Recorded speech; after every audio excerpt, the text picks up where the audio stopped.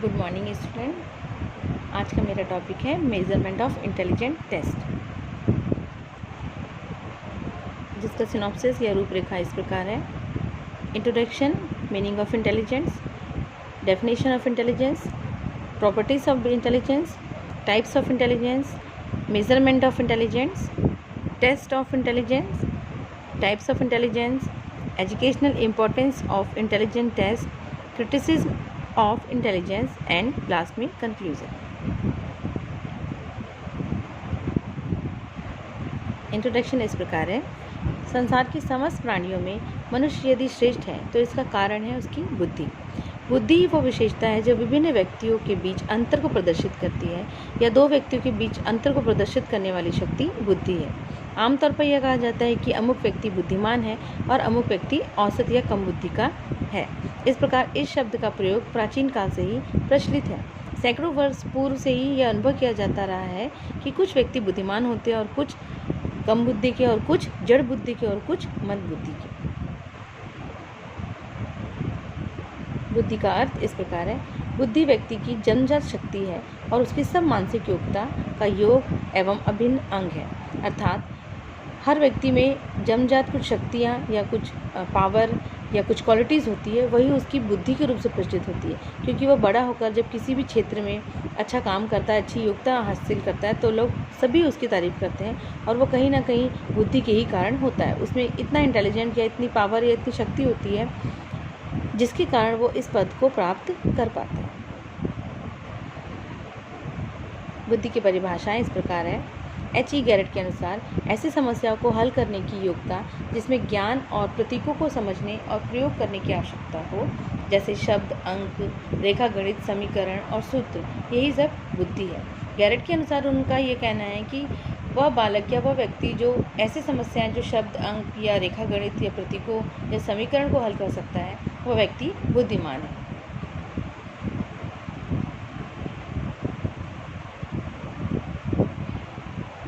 बुद्धि की विशेषताएं देखेंगे। बुद्धि जन्मजात शक्ति है, पहली विशेषता। दूसरी है अमूर्त चिंतन। यहाँ पर बुद्धि की विशेषताओं से अर्थ ये बता रहा है कि आज तक बुद्धि के बारे में जितने भी मनोवैज्ञानिक हैं, उन्होंने बहुत सारी रिसर्च की और बहुत हद तक बुद्धि को परिभाषित भी किया, किंतु फिर भी बुद्धि एक ऐसा तथ्य है या ऐसा फैक्टर है जिसको सरल या स्पष्ट शब्दों में निश्चित रूप से परिभाषित करना बहुत ही जटिल कार्य है। बहुत सारे सिद्धांत बुद्धि के बनाए गए, एक कारक, द्विकारक, बहुकारक, लेकिन फिर भी बुद्धि के बारे में एक निश्चित परिभाषा देना या निश्चित शब्दों में उसे बांधना बहुत ही नामुमकिन है। क्योंकि बुद्धि एक ऐसा तत्व है जिसको हम छू नहीं सकते, देख नहीं सकते, सिर्फ और सिर्फ उसको अनुभव कर सकते हैं। और जितने व्यक्ति के गुण होते हैं या जितने हमारे अनुभव होते हैं दूसरे व्यक्ति के लिए, उतने ही बुद्धि के प्रकार होते हैं। उसको गणना के द्वारा बताना, उसकी मात्रा को बताना, ये सब असंभव है। इसलिए बुद्धि की विशेषताओं के माध्यम से हम बुद्धि को बहुत कुछ हद तक समझ सकते हैं, जो कि इस प्रकार है। सबसे पहला जन्मजात शक्ति है। बुद्धि ऐसी योग्यता है जो बालक में जन्म से ही होती है। अर्थात बालक जब जन्म लेता है तो जैसे ही वो जन्म के कुछ पश्चात, कुछ समय के कुछ जन्म के समय के कुछ समय बाद उसमें आपने देखा होगा बहुत सारे परिवर्तन आते हैं, और हर बालक परिवर्तनों में दूसरे बालक से भिन्न होता है। किसी में कुछ गुण या लक्षण जल्दी आते हैं, किसी में कुछ समय बाद आते हैं। कोई कई कार्यों में तीव्र या तेज होता है, दूसरा उन कार्यों में धीमा होता है। तो एक जन्मजात शक्ति होती है जो बालकों में विभिन्नता को प्रस्तुत करती है। अमूर्त चिंतन। बुद्धि जो होती है अमूर्त चिंतन की योग्यता भी कहलाती है। कुछ लोगों का मानना है कि जो व्यक्ति अमूर्त चिंतन की योग्यता रखता है वो बुद्धिमान है, क्योंकि हमारे सामने जो नहीं है, जो समस्या हमने जिसे देखा नहीं, जाना नहीं, उसके बारे में सोचकर विचार करके किसी निर्णय पर पहुंचना, यही होता है अमूर्त चिंतन की योग्यता। और ये जिसमें है वो व्यक्ति बुद्धिमान है। सीखने में सहायक। जो व्यक्ति सीख जाता है उसे हम बुद्धिमान कहते हैं। अर्थात बहुत बुद्धिमान नहीं तो ये हम जरूर कह सकते हैं कि बुद्धि है इसलिए वो सीख पाया। अगर एक ही कार्य को व्यक्ति को 10 बार बताया जाए, वो फिर भी नहीं सीखेगा, तो हम जरूर ये कहेंगे कि दिमाग नहीं है या बुद्धि नहीं है क्या इसके पास। इसका अर्थ यही होता है कि जो कार्य या जो योग्यता हमको सीखने में सहायक करती है उसी का नाम बुद्धि है। अनुभवों का लाभ। हमारे जीवन में बहुत सारे अनुभव होते हैं जो कुछ अच्छे होते हैं और कुछ कड़वे, कुछ बुरे, कुछ हमें सीख देकर जाते हैं। तो उन अनुभवों से ही हम धीरे धीरे सीखते हैं। बालक जब जन्म लेता है तो बहुत सारी क्रियाएं करता है, और दूसरों को, अपने घर में बड़ों को देखकर या छोटों से जिनसे भी वो सीखता है उस सीख का या उस अनुभव का फ़ायदा वो अपने आने वाले भविष्य में लेता है। अगर उन अनुभव से वो कुछ नहीं सीख पाता है, इसका मतलब उसके पास बुद्धि नहीं है। समस्याओं का समाधान या सरलीकरण। हर मनुष्य के जीवन में बहुत सारी समस्याएं आती है और उन समस्याओं का समाधान करना या उन समस्याओं को सरल बनाना या उन समस्याओं के साथ समझौता करना या एडजस्ट करके आगे बढ़ना, यही एक बुद्धिमान व्यक्ति की निशानी होती है। जो समस्याओं का सामना ना करके कुछ गलत कार्य कर ले, गलत दिशा में चले जाए, इसका मतलब उसके पास बुद्धि नहीं है, उसके पास इतनी सोचने समझने की शक्ति नहीं है कि उसे क्या करना चाहिए और क्या नहीं। तो समस्याओं का समाधान या समस्या समाधान करने की योग्यता ही बुद्धि है। समायोजन क्षमता। मानव के पास बहुत सारी परिस्थितियाँ होती हैं जिसमें उसे समायोजन करना बहुत अनिवार्य होता है। अगर वो समायोजन नहीं कर पाता है तो हम उसके लिए एक शब्द यूज़ करते हैं, जो व्यक्ति समायोजन नहीं कर सकता वो बुद्धिमान कैसे हो सकता है। उसके पढ़ने लिखने का तभी फ़ायदा है या उसकी बुद्धि या उसकी योग्यता का प्रयोग अगर अपनी समस्याओं में समायोजित करके या विषम परिस्थितियों में अपने आप को समायोजित करके कर पाता है तो ही वो बुद्धिमान है। विवेक। मनुष्य एक विवेकशील प्राणी है क्योंकि जीवन में उसे प्रत्येक कार्य करने के लिए अपने विवेक के साथ आगे बढ़ना होता है। वंशानुक्रम और वातावरण, ये दो एक ऐसे फैक्टर हैं जो कि बालक के विकास में बहुत ही महत्वपूर्ण योगदान अदा करते हैं। वंशानुक्रम अर्थात उस बालक को अपने माता पिता, अपने दादा दादी और नाना नानी, इन सभी से मिले हुए गुणों से जो क्वालिटी या लक्षण, अच्छे सद्गुण, अच्छे कार्य करने की दिशा जो प्रदान होती है वो उसके वंश से उसे प्राप्त होती है। वातावरण, वो जिस वातावरण में रहता है उससे बालक जो भी सीखता है वो उसके वातावरण की सीख के अंतर्गत आता है। जैसे एक बालक के पिता बहुत बुद्धिमान है और माता बुद्धि में समान है, तो अगर बालक बहुत बुद्धिमान हुआ तो डेफिनेटली हम कहेंगे उसने अपने पिता से ये गुण लिया है। बालक अगर दिखने में बहुत सुंदर है तो वो हम कहेंगे उसकी माँ बहुत सुंदर दिखती, इसलिए बालक ने अपना चेहरा या अपनी सुंदरता माँ के ऊपर ली है। बालक अगर काम करने में बहुत योग्य है, कुशल है, बहुत ईमानदारी से काम को करता है, बहुत मेहनती है और ये गुण उसने अपने दादाजी से लिया, तो हम कहेंगे कि ये गुण या विशेषता योग्यता उसे अपने दादाजी से मिली। लेकिन यही विशेषता योग्यता उसे जीवन में आगे बढ़ाती है, तो ये उसकी बुद्धिमानता या बुद्धि का भी प्रतीक है। तो ये उसे वंशानुक्रम से मिली। वातावरण अर्थात जिस वातावरण में बालक को हम रख रहे हैं, बहुत अच्छा वातावरण अगर बालक को देते हैं, प्यार, सद्भावना, सहयोग और अच्छी शिक्षा, अच्छे संस्कार, डेफिनेटली वो उस वातावरण में सब कुछ अच्छा सीखेगा और अच्छा करने का प्रयास करेगा। तो बुद्धि जो होती है वातावरण और वंशानुक्रम का मिला जुला स्वरूप होती है। बुद्धि का विकास हमेशा होता है। बहुत सारे मनोवैज्ञानिकों ने बताया, कुछ लोगों ने कहा कि 5 साल तक एक बालक की 90% बुद्धि का विकास हो जाता है। और भी रिसर्च की गई और उसमें पाया गया कि बालक की बुद्धि का जो विकास होता है वो बहुत अधिक, अगर देखा जाए विकास का दौर, तो वो 18 साल से 21 साल तक जो उसकी बुद्धि होती है पूर्ण रूप से विकसित हो जाती है। उसके बाद वो सीखना या ज्ञान प्राप्त करना शुरू करता है। लिंग भेद का प्रभाव। रिसर्च के आधार पर ये कहा जाता है कि लड़कियों की बुद्धि जो होती कलात्मक कार्यों में अधिक होती है और जो लड़कों की बुद्धि होती है वो टेक्निकल कार्यों में ज़्यादा रुचि होती है। भौतिक, गणित, ऐसे विषय लड़कों को ज़्यादा पसंद होते हैं और कहीं कहीं पर शोध में ये पाया गया कि लड़के जो होते हैं लड़कियों की अपेक्षा ज़्यादा बुद्धिमान होते हैं।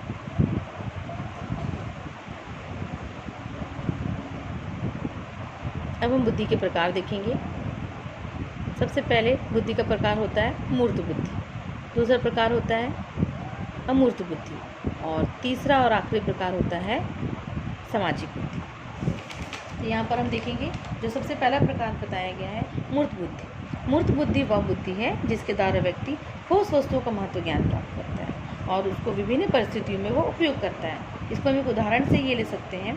इस बुद्धि में जो व्यक्ति शामिल होते हैं वो होते हैं कुशल इंजीनियर, कुशल व्यापारी, कुशल कारीगर। जितने भी इंजीनियर्स होते हैं वो सब कहीं ना कहीं मशीनों द्वारा ठोस इंजीनियरिंग नॉलेज प्राप्त करते हैं। व्यापारी पर्टिकुलर कोर्सेस आजकल हो गए हैं जिसके उस विषय के को पढ़कर वो एक अच्छा बिजनेसमैन बनता है। कुशल कारीगर, अगर हम कोई कलात्मक कार्य सीख रहे हैं, फर्नीचर बनाना सीखते हैं, कारपेंटिंग, कुछ भी काम सीखते हैं तो उसके लिए हम विशेष अनुभव लेते हैं और प्रयास करते हैं। उसके बाद ही हम उस पर बहुत सही रूप से या ठोस रूप से कार्य कर पाते हैं। तो ऐसे व्यक्ति जो कुशल इंजीनियर हैं, कुशल व्यापारी हैं, कुशल कारीगर हैं, वो मूर्त बुद्धि के मालिक कहलाते हैं। दूसरा होता है अमूर्त बुद्धि। इस प्रकार की बुद्धि की सहायता से व्यक्ति शाब्दिक और आंकिक और प्रतीकात्मक संबंधों को समझता है। जैसे व्यक्ति में वह बुद्धि अधिक होती है या इस प्रकार के व्यक्ति जिनमें अमूर्त चिंतन के द्वारा श्रेष्ठ कलाकार, श्रेष्ठ पेंटर, श्रेष्ठ गणितज्ञ बन जाते हैं, जिनमें वो चीज़ जो हमारे सामने नहीं है उसके बारे में भी चिंतन कर लेते हैं। जैसे कलाकार को आपने देखा होगा, रचनाएँ लिखते हैं, पेंटिंग बनाते हैं, तो वो एक उनमें कला होती है कि वो बिना सोचे या महसूस किए, बिना देखे उस कार्य को कर पाते हैं। पेंटर अपनी पेंटिंग से अपनी कला को निखार कर लोगों के सामने लाता है, अपनी भावनाओं को व्यक्त कर पाता है वो उसके माध्यम से। श्रेष्ठ गणितज्ञ गणित जैसे तथ्यों को समझना और उसके बारे में कुछ नया ज्ञान प्राप्त करना या नए खोज करना, यह भी एक गहन सोच या अमूर्त सोच का प्रतीक है। तीसरी और आखिरी बुद्धि होती है सामाजिक बुद्धि। यह वह बुद्धि है जिसके द्वारा व्यक्ति सामाजिक संबंधों, सामाजिक कौशलों को सीखता है और जिसके द्वारा वह दूसरे व्यक्तियों के साथ सामाजिक व्यवहार करता है। अर्थात जो व्यक्ति सामाजिक कार्यों में कुशल होता है, समाज के क्षेत्र में अच्छा कार्य करता है, लोगों की मदद करता है और सामाजिक कार्यों में उसे रुचि रहती है, उसकी बुद्धि सामाजिक बुद्धि कहलाती है। बुद्धि का मापन देखेंगे। तो बुद्धि के मापन के बारे में मैं आपको ये बताना चाहूँगी पहले कि बुद्धि के बहुत सारे सिद्धांत समय समय पर प्रतिपादित किए गए मनोवैज्ञानिकों ने, और उन सभी सिद्धांतों पे कुछ ना कुछ नई विशेषता का उन्होंने प्रतिपादन किया।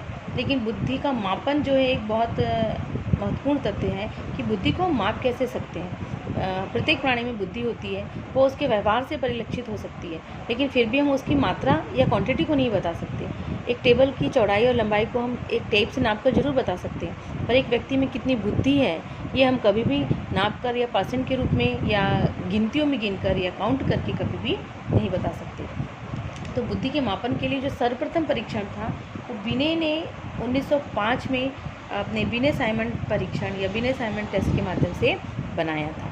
उसके बाद उन्होंने अपने ही परीक्षण को संशोधित किया था और उसे बिने साइमन मापनी द्वितीय कहा गया।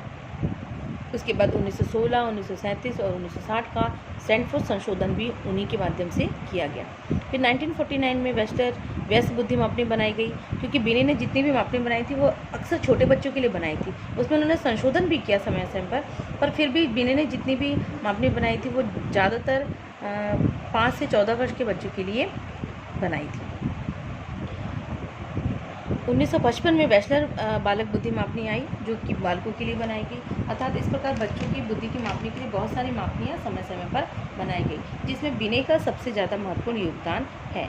जैसा कि मैंने सिद्धांतों के बारे में आपको बताया, तो बिने का एक जो सिद्धांत है उसमें भी सबसे पहले बुद्धि के सिद्धांतों के प्रतिपादन में बिने का नाम सर्वप्रथम आता है। और बिने ने ही बहुत सारे अपने परीक्षण बनाए।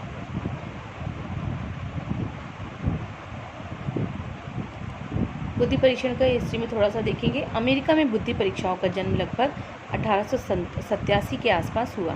सन 1890 में मानसिक आयु का प्रयोग सबसे पहले कैटिल ने किया। गोडार्ड ने 1908 में बिने मापनी को अंग्रेजी में अनुवादित किया तथा सन 1916 तथा 1927 में बुद्धि मापनी के 2 प्रमाणीकृत संस्करण प्रकाशित हो गए। इसके फलस्वरूप ओटियक्स ने 1915 में 2 प्रकार के सामूहिक परीक्षाओं का निर्माण किया। ये बहुत ही फेमस परीक्षण है। आर्मी अल्फ़ा जो कि समूह या शाब्दिक परीक्षण है, आर्मी बीटा जो कि समूह निष्पादन परीक्षण है। भारत में बुद्धि परीक्षाओं का प्रयोग करने का सर्वप्रथम श्रेय लाहौर के डॉक्टर C.H. राइस को जाता है। अब यहाँ पर हम थोड़ा आर्मी अल्फ़ा और बीटा के बारे में चर्चा करेंगे। भारत में युद्ध के दौरान जब सेना में बहुत सारे सैनिकों की आवश्यकता थी, तो उस समय बिना किसी टेस्ट के उनका सिलेक्शन करना था। एक बहुत बड़ी समस्या थी, जिसके उपाय के लिए जो ओटियक्स थे उन्होंने आर्मी अल्फ़ा और आर्मी बीटा परीक्षण बनाए। अल्फ़ा परीक्षण जो थे वो शाब्दिक परीक्षण थे, अर्थात जो सैनिक पढ़े लिखे थे उनकी परीक्षाओं के लिए उन्होंने शाब्दिक परीक्षण बनाए, जिसके माध्यम से उनकी बुद्धि का पता लगाया जा सके। आर्मी बीटा ये समूह निष्पादन परीक्षण थे। इसमें ये उनके लिए बनाए गए थे आर्मी बीटा परीक्षण जो व्यक्ति पढ़े लिखे नहीं थे, अनपढ़ थे, और उनको ऐसा कार्य करने दिया जाता था जिसके निष्पादन से हम पता कर पाते थे कि उन्होंने कार्य कैसा किया है और उनकी बुद्धि या उनकी योग्यता कितनी है और सेना में उन्हें किस प्रकार का कार्य दिया जाए। बुद्धि परीक्षण के विदेशी मनोवैज्ञानिकों के नाम है बिने साइमन मापनी 1905, स्टैनफोर्ड पुनः संशोधन 1937, वेस्लर बेस बुद्धि मापनी 1955। भारतीय परीक्षण मनोवैज्ञानिकों के नाम है लज्जा शंकर झा 1933, सिम्प्लेक्स मेंटल परीक्षण R.R. कुमारिया 1937, सामूहिक बुद्धि परीक्षण S.P. कुलश्रेष्ठ, जिसका नाम आपने अक्सर देखा होगा, और हमारे जो मनोविज्ञान विषय है उसमें इनके परीक्षणों का अभी भी प्रयोग किया जाता है। अब बुद्धि मापन यहाँ पर ऊपर मिस्टेक होगी। बुद्धि परीक्षण के साथ साथ बुद्धि मापन जैसा तथ्य भी हमारे सामने आता है, और बुद्धि मापन का अर्थ होता है बुद्धि को मापना। अब ये तो सबसे बड़ी समस्या होती है कि बुद्धि को मापा कैसे जाए। अगर बुद्धि मापने की बात की जाती है या ये शब्द प्रयोग किया जाता है तो हम अक्सर सोचते हैं कि बुद्धि को का भी कोई मेज़रमेंट हो सकता है। तो बहुत सारे जो परीक्षण बने हैं उनका हम प्रयोग क्यों करते हैं? उन परीक्षण के प्रयोग के माध्यम से ये जान पाते हैं कि बहुत कुछ हद तक हम 100% नहीं कर सकते, पर वो मनोवैज्ञानिक प्रमापीकृत परीक्षण के माध्यम से हम बहुत हद तक ये जान पाते हैं कि बालक की बुद्धि का स्तर क्या है। और आज भी विद्यालयों में और उच्च कक्षा में बुद्धि परीक्षण का प्रयोग किया जाता है। अब बुद्धि परीक्षण के साथ साथ बुद्धि का मापन भी बहुत ज़रूरी है। अब बुद्धि का मापन, हम बुद्धि को कैसे माप सकते हैं, उसके लिए बुद्धि लब्धि का एक फार्मूला निकाला है और वेस्टर्न ने इस फार्मूले को प्रस्तुत किया है जो कि है बुद्धि लब्धि IQ क्वेश्चन या intelligent question is equal to मानसिक आयु डिवाइडेड बाई वास्तविक आयु इंटू 100। ये बहुत ही इंपॉर्टेंट मेजरमेंट है बुद्धि का। उदाहरण माना कि एक बालक की वास्तविक आयु 12 वर्ष है, अर्थात बालक की उम्र है 12 वर्ष। वो 15 वर्ष के बालक के समान प्रश्न हल कर सकता है। 12 वर्ष का छात्र मान लीजिए 6वीं कक्षा में पढ़ता है और 15 वर्ष का विद्यार्थी 10वीं कक्षा में पढ़ता है। लेकिन वह बालक जिसकी आयु 12 वर्ष है, जो कि कक्षा 6वीं के योग्य है, वो कक्षा 10वीं के प्रश्नों को भी हल कर सकता है। तो आप क्या कहेंगे उसके ऐसा करने पर? कि वो बहुत बुद्धिमान है और वो अपनी आयु से ज़्यादा बुद्धि रखता है। बस वैसे ही सूत्र को प्रतिपादित किया गया है। मानसिक आयु 15 वर्ष, वास्तविक आयु 12 वर्ष, अर्थात बालक की आयु 12 वर्ष है किंतु वो कार्य 15 वर्ष की उम्र के बराबर कर पाता है इंटू 100। तो आप उसकी बुद्धि आई 125, 125। अगर मान लीजिए बालक की आयु 15 वर्ष होती और बालक के जो कार्य करने की गति है वो 12 वर्ष होती, तो उसकी जो मानसिक आयु है या बुद्धि लब्धि वो कितनी आती? 100 से कम आती है, अर्थात बालक निम्न बुद्धि का है। 100 जो है हमारे पास ये एक निश्चित पैमाना है। आगे शायद इसमें हमने टेबल भी बताया है जिसमें बताया गया है कि बुद्धि का जो लेवल है वो कैसा है। यहाँ पर देखेंगे आप 0 से 25 है जड़ या महामूर्ख, 25 से 50 देखेंगे हीन बुद्धि, 50 से 70 मूढ़ या अल्प या कम बुद्धि जिसको कहते हैं, जो बहुत धीरे धीरे सीखते पर बहुत बार किसी कार्य को पुनरावृत्ति कराने पर वो सीख जाते हैं। 70 से 80 जो है क्षीण बुद्धि होती है। 80 से 90 मंद बुद्धि, डल, सीख तो लेते हैं पर भूल जाते हैं और धीरे धीरे सीखते हैं, बहुत स्लो लर्नर रहते हैं। 90 से 110 जो बुद्धि होती है वो सामान्य बुद्धि होती है। जो बालक मानसिक बुद्धि लब्धि के मापन में 90 से 110 के बीच आते हैं, वे सभी बालक सामान्य बुद्धि के कराते हैं। और उससे ऊपर IQ आने पर, वो तीव्र बुद्धि और अधिक आने पर 120 से 140 प्रखर बुद्धि, 140 से अधिक होने पर जीनियस या प्रतिभाशाली बालक कहलाते हैं। तो इस चार्ट के माध्यम से हम यहाँ पर देखेंगे, बैक जाके बच्चे को आइडेंटिफाई कर सकते हैं कि वो किस बुद्धि लब्धि के अंतर्गत शामिल होता है। ये टर्मन ने दिया था और टर्मन का ये बुद्धि लब्धि वर्गीकरण आज भी लोग इसको फॉलो करते हैं और ये बहुत ही महत्वपूर्ण है। अब है बुद्धि परीक्षण के प्रकार। बुद्धि परीक्षण की आवश्यकता हमको आज भी पड़ती है और बहुत सारे क्षेत्र ऐसे हैं जहाँ पर बुद्धि परीक्षण का प्रयोग किया जाता है, क्योंकि बुद्धि एक ऐसा तथ्य है जिसके माध्यम से हम व्यक्ति की योग्यता का निर्धारण या मापन कर सकते हैं। तो आप यहाँ पर देखेंगे प्रशासन के आधार पर जो बुद्धि परीक्षण बताए गए हैं वह है व्यक्तिगत बुद्धि परीक्षण, अर्थात जब हम प्रशासित करते हैं तो 2 प्रकार से प्रशासित कर सकते हैं, व्यक्तिगत और सामूहिक। ऐसे बुद्धि परीक्षण जो सिर्फ व्यक्तिगत रूप से ही लिए जा सकते हैं वो व्यक्तिगत बुद्धि परीक्षण कहलाते हैं। और ऐसे परीक्षण जिनका हम समूह में मापन कर सकते हैं, अर्थात एक कक्षा में बहुत सारे विद्यार्थी को या व्यक्ति को बिठाकर अगर हम कोई परीक्षण ले रहे हैं तो वो सामूहिक बुद्धि परीक्षण कहलाता है। व्यक्तिगत बुद्धि परीक्षण जो होता है टाइम के हिसाब से ज़्यादा समय लेता है, क्योंकि एक एक व्यक्ति को परीक्षण लेना बहुत ही थोड़ा मुश्किल होता है। और सामूहिक बुद्धि परीक्षण का प्रयोग बहुतायत या बहुत ज़्यादा किया जाता है। वस्तु के आधार पर देखेंगे शाब्दिक बुद्धि परीक्षण और अशाब्दिक। शाब्दिक नाम से ही क्लियर है, जो व्यक्ति पढ़ा लिखा है या जिसे शब्दों का ज्ञान है, जो निरक्षर नहीं है, उसका हम परीक्षण जब लेते हैं तो शाब्दिक बुद्धि परीक्षण के माध्यम से लेते हैं। अशाब्दिक अनपढ़ या ऐसे व्यक्ति जो पढ़ नहीं पाते हैं या समझ नहीं पाते हैं लिखा हुआ क्या है, अर्थ नहीं निकाल पाते, उन लोगों के लिए हम अशाब्दिक बुद्धि परीक्षण का प्रयोग करते हैं। शक्ति परीक्षण और गति परीक्षण ये बहुत ही महत्वपूर्ण होते हैं। शक्ति और गति, शक्ति का मतलब होता है आपका पावर और गति का मतलब होता है आपकी स्पीड। आपने देखा होगा कि अक्सर हम जब एग्ज़ाम देते हैं तो उस परीक्षण का जो प्रारूप रहता है वो शक्ति और गति दोनों रहता है, क्योंकि हमारे पास एक समय अवधि रहती है कि 3 घंटे में हमें उस प्रश्न पत्र को हल करना है। वो हमारी गति को बताता है अगर हमें 4 घंटे दे दी जाए तो डेफिनेटली हम उस पेपर को पूरा हल कर लेंगे। इसका मतलब हमें समय सीमा में बांध दिया गया है, हमें एक निश्चित गति में, एक निश्चित समय में उस प्रश्न पत्र को पूरा करना है। शक्ति अर्थात पावर टेस्ट का मतलब ये होता है आपके पास जितना पावर है, आपके पास जितनी शक्ति, आप उतना ही कार्य कर पाएंगे। कहीं कहीं पर सिर्फ शक्ति परीक्षण लिया जाता है, कहीं कहीं पर सिर्फ गति परीक्षण लिया जाता है, लेकिन वर्तमान समय में हम जो एग्ज़ाम देते हैं वो शक्ति और गति परीक्षण दोनों का ही संयोजन होता है। हमें एक निश्चित समय में अपनी शक्ति को रिप्रेजेंट करना होता है प्रश्न पत्र में। अगर हमारे पास शक्ति तो है लेकिन गति नहीं है तो हम वो 3 घंटे में वो प्रश्न पत्र हल नहीं कर पाते, तो हम यहाँ पर पिछड़ जाते हैं। अगर हमारे पास गति तो है लेकिन शक्ति नहीं है, अर्थात बहुत ज़्यादा बुद्धि नहीं है पर हमारे पास स्पीड बहुत है, तो हम 2 घंटे में भी अगर प्रश्न पत्र हल कर देते हैं लेकिन सही नहीं कर पाएंगे या वैसा नहीं लिख पाएंगे जैसा होना चाहिए। इसका अर्थ ये कि शक्ति और गति दोनों हमारे लिए बहुत अनिवार्य है। बुद्धि परीक्षण का शैक्षिक उपयोग देखेंगे। बच्चों का वर्गीकरण। बच्चों का जब हम वर्गीकरण करते हैं तो बुद्धि परीक्षण के माध्यम से ही करते हैं। आपने देखा होगा 8वीं कक्षा के बाद बच्चों को 3 ग्रेड में बांट दिया जाता है, उच्च, मध्यम और निम्न, और वो सिर्फ और सिर्फ उनके बुद्धि परीक्षण के माध्यम से ही बांटा जाता है। जिस बच्चे का IQ जितना रहता है उसे उस श्रेणी में डाल दिया जाता है। दूसरा है शैक्षणिक निर्देशन। कक्षा 10वीं के बाद बच्चे को मार्गदर्शन की ज़रूरत होती है और 10th बोर्ड के एग्ज़ाम में जो उसने मार्क्स लाए हैं वो, और बुद्धि परीक्षण के माध्यम से ही हम उसे निर्देशन दे पाते हैं कि आप किस क्षेत्र में जाकर या किस विषय को लेकर आगे बढ़ें। और 12वीं के बाद अगर बालक हमारे द्वारा सजेशन दिए गए विषय को पढ़ लेता है लेकिन बहुत अच्छा नहीं कर पाता है, ऐसा होता है कि कभी कभी हमारा निर्देशन सही नहीं है, तो हम उसे कक्षा 12वीं के बाद किस क्षेत्र में वो आगे अच्छा कर सकता है उसका निर्देशन भी दे सकते हैं। व्यावसायिक मार्गदर्शन। किस व्यवसाय में उसे जाना है, जैसे मैथ्स लेकर बच्चा ज़रूरी नहीं है कि इंजीनियरिंग के ही फील्ड में जाए। मैथ्स विषय लेने वाले विद्यार्थी के पास बहुत सारे ऑप्शन होते हैं। तो विद्यार्थी बायो लेकर पढ़ते हैं, कुछ कॉमर्स लेकर पढ़ते हैं। तो कॉमर्स में भी लेने पर बच्चे की किस क्षेत्र में योग्यता है, कॉमर्स में इकोनॉमिक्स भी पढ़ते हैं तो वो क्या इकोनॉमिक्स के क्षेत्र में ज़्यादा जाना चाहेगा, या अगर वो स्टैट्स पढ़ता है, अकाउंट पढ़ता है, अकाउंट में अगर ज़्यादा होशियार, ज़्यादा उसकी रुचि है तो वो उस क्षेत्र में जाना चाहेगा। तो हम ये व्यावसायिक मार्गदर्शन भी उसकी बुद्धि के आधार पर ही लेते हैं। बालकों की क्षमता अनुसार कार्य। बालक की जैसी बुद्धि होगी वैसी क्षमता के अनुसार हम उसको कार्य का वर्गीकरण करेंगे।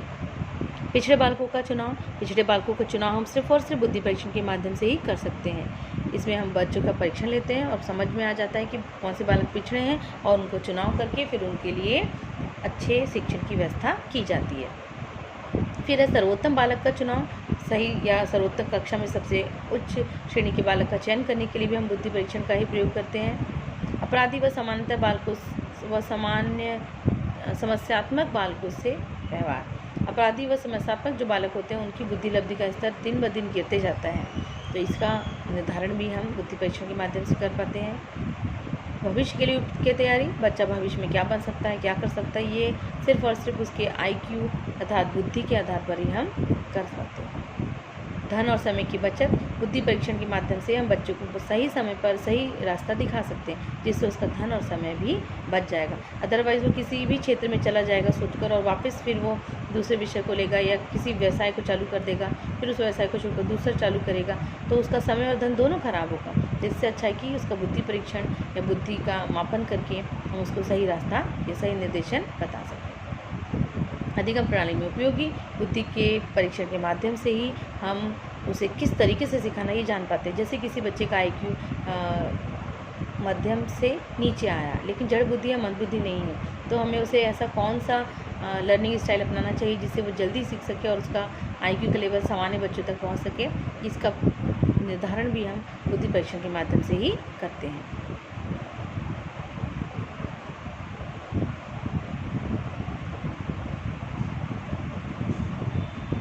बुद्धि परीक्षण के दोष। विश्वसनीयता का अभाव। जितने भी बुद्धि परीक्षण बने हैं उनमें विश्वसनीयता का अभाव इसलिए पाया जाता है क्योंकि आज जो बुद्धि परीक्षण बनाया है 10 साल बाद अगर हम उसका पुनः सुधार नहीं करते हैं तो वह अनुपयोगी हो जाता है और अविश्वसनीय हो जाता है। तो हमें समय समय पर इन्हें सुधारते रहना जरूरी होता है और जो थोड़ा सा मुश्किल होता है। व्यापकता का अभाव। आज जो बुद्धि परीक्षण हमने पर्टिकुलर, मान लीजिए हम छत्तीसगढ़ में रहते हैं और हमने दुर्ग जिले के लिए वो पेपर बनाया, तो हम सिर्फ उसको दुर्ग जिले में ही यूज़ कर सकते हैं, बाकी जगह पर उसको यूज़ नहीं कर सकते। और अगर हमने पर्टिकुलर स्लम एरिया के बच्चों पर बनाया है, कम बुद्धि के बच्चों पर बनाया है, जो भी बनाया है, जिस एरिया को पर्टिकुलर डिफाइन किया वहीं के लिए बनाया, तो उसे हम बाकी जगह पर यूज़ नहीं कर सकते। प्रामाणिकता का अभाव तो होता ही है, क्योंकि विश्वसनीयता और वैधता जो होती है एक अच्छे बुद्धि परीक्षण की सबसे बड़ी विशेषता होती है। और विश्वसनीयता और वैधता दोनों गुणों का सही रूप में संयोजन हर परीक्षण में हो सके, ये ऐसा मुमकिन नहीं होता है। और अक्सर लोग प्रामाणिकता के अभाव में भी परीक्षण को बना देते हैं। मतभेद, बहुत सारे लोगों में मतभेद होता है कि एक्चुअल बुद्धि परीक्षण जो हमारा होता है वो कैसा होना चाहिए। सही रूप से हम क्या किसी को लिखित प्रश्नों के माध्यम से बुद्धि को माप सकते हैं, या निष्पादन के द्वारा हम बुद्धि को माप सकते हैं? ऐसा कौन सा रास्ता है जिसके द्वारा हम सही रूप से मेजरमेंट बुद्धि का कर सकें? यंत्रों का अभाव, ऐसे यंत्र ही नहीं बन पाते हैं कई बार, या यंत्र में भी ऐसी कमियां रहती कि कहीं ना कहीं हम बुद्धि को सही तरीके से मेज़र नहीं कर पाते हैं। अनुमान का प्रदर्शन, बुद्धि जो होती है अनुमान का प्रदर्शन करती है, लेकिन कभी कभी जो बुद्धि परीक्षण बनाते हैं वो बुद्धि से ज़्यादा अनुमान का प्रदर्शन कर देते हैं और कभी कभी कम। तो यहाँ पर हम संशय में पड़ जाते हैं कि वो बुद्धि परीक्षण के माध्यम से जो बालक की बुद्धि आई वो सही है या नहीं। ये थे बुद्धि परीक्षण के दोष। उपसंहार इस प्रकार है। उपयुक्त विवेचनों से स्पष्ट है कि बुद्धि समस्त प्राणियों का एक आवश्यक तत्व है, जिसके माध्यम से ही प्राणी की श्रेष्ठता का पता लगाया जा सकता है। बुद्धि के द्वारा ही हम गुण अवगुण, सही गलत, साथ ही साथ समस्याओं के समाधान आदि के अंतर को समझ सकते हैं। बुद्धि आज भी शिक्षाविदों और मनोवैज्ञानिक के लिए एक विवादित विषय रहा है तथा इसकी सर्वसम्मत परिभाषा आज भी नहीं दी जा सकती है। अर्थात बुद्धि हर प्राणी की एक ऐसी विशेषता है जिसके बिना वो जीवन यापन नहीं कर सकता, और हर व्यक्ति में जो बुद्धि का स्तर होता है वो अलग होता है, और बुद्धि के जितने प्रकार हैं उसी प्रकार की बुद्धि भी व्यक्ति में पाई जाती है। बुद्धि का संयोजन भी बहुत अलग अलग होता है। एक ही व्यक्ति एक साथ बहुत सारी योग्यताओं का प्रेजेंट भी कर पाता है, कुछ व्यक्ति एक समय पर बहुत सारी योग्यताओं को प्रेजेंट नहीं कर पाते हैं। और ये जो समस्या है कि बुद्धि को व्यक्ति कब किस समय पर किस तरीके से प्रस्तुत कर रहा है, ये हम बता तो सकते हैं, देख तो सकते हैं, पर उसका मापन नहीं कर सकते। तो बुद्धि आज भी मनोवैज्ञानिकों के लिए एक विवादित विषय है। आज भी इसको कोई भी परिभाषित नहीं कर पाया बुद्धि को कि बुद्धि एक्चुअल में होती क्या है। लेकिन फिर भी मनोवैज्ञानिकों के प्रयास से, परीक्षणों से बुद्धि को आज हम बहुत हद तक समझ सकते हैं और अनुभव के द्वारा जजमेंट भी कर सकते हैं। धन्यवाद।